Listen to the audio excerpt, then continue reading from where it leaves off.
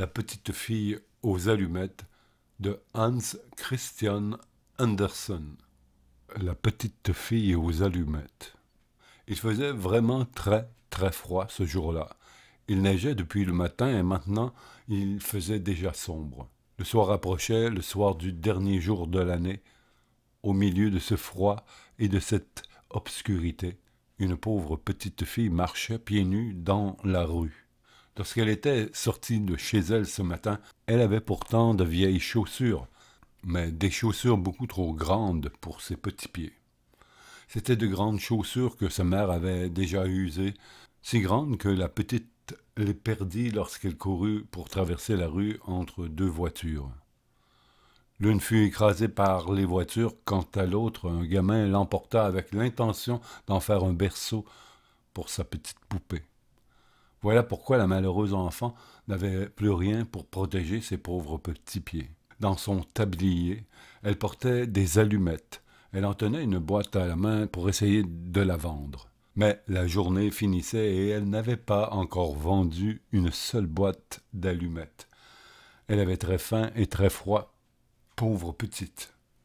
Les flocons de neige tombaient dans ses longs cheveux blonds, les lumières brillaient aux fenêtres, et de presque toutes les maisons s'exhalait une délicieuse odeur de volaille qu'on rôtissait pour le festin du soir. Elle s'assit et se recroquevilla dans un coin entre deux maisons.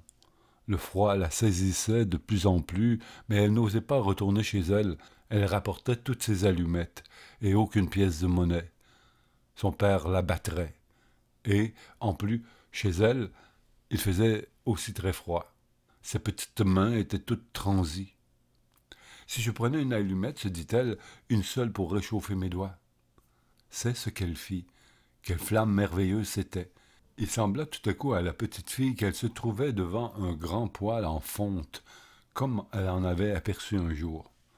La petite fille allait étendre ses pieds vers ce poêle pour les réchauffer lorsque la petite flamme de l'allumette s'éteignit brusquement et le poêle disparut. L'enfant resta là, tenant dans sa main glacée un petit morceau de bois à moitié brûlé. Elle frotta une seconde allumette, la lueur se projetait sur le mur qui devint transparent. Derrière cette fenêtre imaginaire, la table était mise. Elle était couverte d'une nappe blanche sur laquelle brillait une superbe vaisselle de porcelaine. Au milieu s'étalait une magnifique oie rôtie entourée de pommes sautées. Tout à coup, l'oie sauta de son plat et roula sur le plancher, la fourchette et le couteau dans le dos, jusqu'à la pauvre fille. Et puis, plus rien.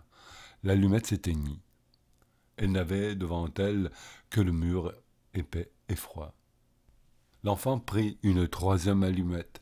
Aussitôt, elle se vit assise près d'un magnifique arbre de Noël. 1000 chandelles brûlaient sur les branches vertes, et des images de toutes les couleurs, comme celles qui ornent les fenêtres des magasins, semblaient lui sourire. La petite éleva les deux mains, l'allumette s'éteignit. Toutes les chandelles de Noël montaient et devinrent des étoiles. L'une d'elles tomba et traça une ligne de feu dans le ciel. C'est quelqu'un qui meurt, se dit la petite, car sa vieille grand-mère, la seule personne qui l'avait aimée et chérie, et qui était morte tout récemment, lui avait raconté que lorsqu'on voyait une étoile qui tombe du ciel, cela voulait dire qu'une âme montait au paradis. Elle frotta encore une allumette sur le mur. Il se fit une grande lumière au milieu de laquelle se tenait la grand-mère debout avec un air si doux, si radieux. « Grand-mère !» s'écria la petite, « emmène-moi.